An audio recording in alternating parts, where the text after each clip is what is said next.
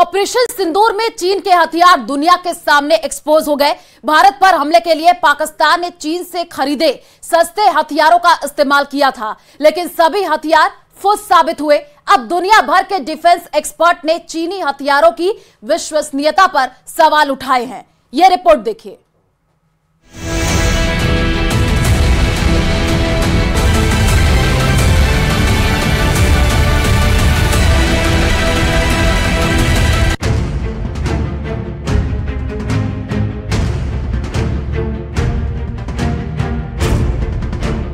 Made in China के माल का धुआं उड़ा दिया।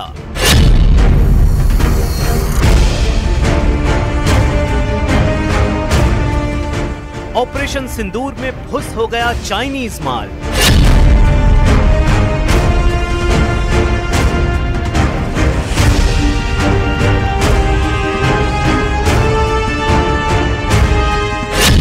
तुर्की के ड्रोन की भी हवा निकल गई।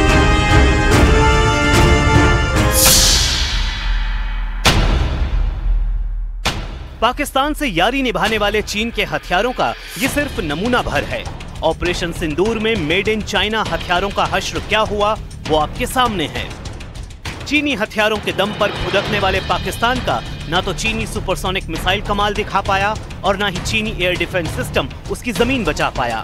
और नतीजा ये हुआ कि 90 घंटे के भीतर भारत के प्रहार को झेलने के बाद पाकिस्तान दोनों हाथ खड़े करके सीज फायर की गुहार लगाने लगा। ऑपरेशन सिंदूर ने चीनी हथियारों का फैक्ट चेक कर दिया। ऑपरेशन सिंदूर ने चीनी हथियारों का मार्केट खराब कर दिया। ऑपरेशन सिंदूर ने चीनी हथियारों का खोखलापन एक्सपोज कर दिया।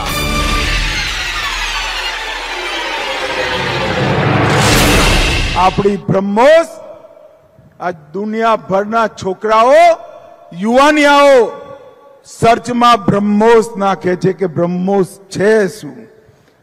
પાકિસ્તાનની ચીનથી ઉધાર લીધેલી એર ડિફેન્સ સિસ્ટમ ધરીની ધરી રહી ગઈ અને પાકિસ્તાનના હવાઈ અડ્ડાઓ પર આપણી બ્રહ્મોસે જઈ એમના હવાઈ અડ્ડાઓને ધ્વસ્ત કરવાનું કામ કર્યું।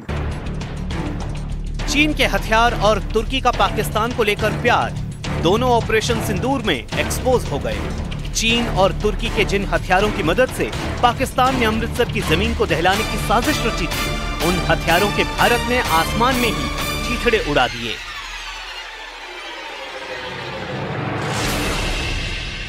डिफेंस के सभी जरूरी उपकरण तैयार और तैनात थे। 7 मई की रात को हमने पुख्ता जानकारी मिली कि पाक किसी भी उचित और वैध टारगेट के ना होने के कारण भारतीय सैन्य ठिकानों को और सिविल इलाकों को, खास तौर पर धार्मिक स्थलों को निशाना बनाएगा। इसमें अमृतसर में स्थित गोल्डन टेम्पल सबसे अहम था। हमें अतिरिक्त जानकारी ये भी मिली कि गोल्डन टेम्पल के ऊपर वो भारी तादाद में ड्रोन और मिसाइल से हमला करेगा। इसीलिए हमने तुरंत आधुनिक, अतिरिक्त एवं उपयुक्त एयर डिफेंस को उपलब्ध कराया और रणनीति के अनुसार गोल्डन टेम्पल को चारों ओर से एयर डिफेंस की सुरक्षा दी गई। 8 मई की सुबह को अंधेरे में पाक ने अनुमान अनुसार ड्रोन और मिसाइल के जरिए से सभी सैन्य एवं सिविल ठिकानों पे और खास तौर पे गोल्डन टेम्पल पे भारी तादाद से ड्रोन का हमला किया। क्योंकि हम इसके लिए तैयार थे, तो भारतीय सेना के आर्मी एयर डिफेंस के सतर्क और सशक्त योद्धाओं ने पाकिस्तान के नापाक इरादों को पूरी तरीके से ध्वस्त करते हुए ड्रोन और मिसाइल हमले को पूरी तरह से विफल कर दिया। पाकिस्तान ने अपने चीनी यार के हथियार को कैसे खुद ही एक्सपोज कर दिया, उसे एक एक करके समझिए। ऑपरेशन सिंदूर के दौरान पाकिस्तान ने पहली बार ही चीन के विंग लूंग 2 ड्रोन का इस्तेमाल किया। विंग लूंग 2 अमेरिकी MQ-9 ड्रोन की कॉपी कहा जाता है। इसकी टॉप स्पीड 280 किलोमीटर प्रति घंटा है और ये 4000 किलोमीटर तक उड़ सकता है। ये 32 घंटे तक उड़ान भर सकता है। लेकिन मजेदार बात यह है कि इसे भारतीय एयर डिफेंस रडार सिस्टम ने न सिर्फ ट्रैक किया, बल्कि उसे इंटरसेप्ट भी कर लिया। भारतीय एयर डिफेंस को ना भेद पाना उसके दामन में दाग लगा दिया। ऑपरेशन सिंदूर में सभी निश्चित लक्ष्यों को कुशलतापूर्वक हासिल करके भारतीय सेना ने पाकिस्तानी सेना के ऊपर एक निर्णायक विजय हासिल की है। भारत के प्रभावी नेतृत्व, सक्षम कूटनीति, आर्थिक शक्ति और सैन्य बल का सामना करने की पाकिस्तान की योग्यता नहीं है। भारतीय सेना को पाकिस्तानी फौज के सभी कमियों, खामियों और मजबूरियों की बखूबी पहचान है। हम जानते हैं कि पाकिस्तान हमेशा कायराना कार्रवाई करेगा।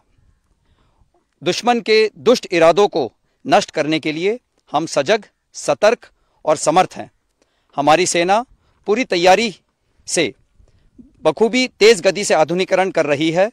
पाकिस्तान खुद कभी भी दुस्साहस नहीं करेगा और यदि उसने आतंकवादियों का दोबारा सहारा लिया तो उसका अवश्य ही नाश होगा। याद रहे कि ऑपरेशन सिंदूर केवल स्थगित किया गया है, खत्म नहीं हुआ। उसका विकराल रूप अभी बाकी है।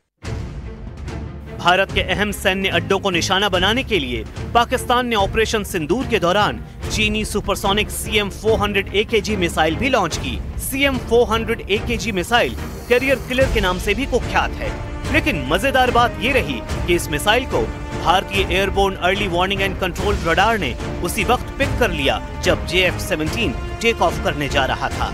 रिपोर्ट के मुताबिक S-400 के रडार ने उसे मॉनिटर किया और उसे हवा में ही नष्ट कर दिया।